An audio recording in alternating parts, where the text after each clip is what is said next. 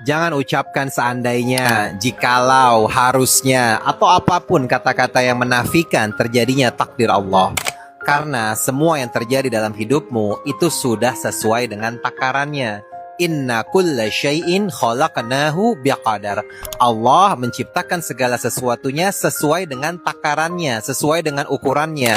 Senangmu sesuai dengan ukurannya, sedihmu sesuai dengan ukurannya, bahagiamu sesuai dengan ukurannya, kecewamu juga sesuai dengan ukurannya. Kamu hanya perlu untuk bersyukur apapun yang Allah berikan padamu, karena tidak mungkin yang Allah berikan itu buruk bagimu. Mungkin kamu hanya belum memahaminya apa makna yang Allah inginkan. Tapi nanti di akhirnya, di ujungnya kamu akan tahu betapa Allah sangat mencintai dan menyayangimu. Bersyukurlah, la in syakartum la azidannakum. Allah akan tambahkan nikmatnya untukmu.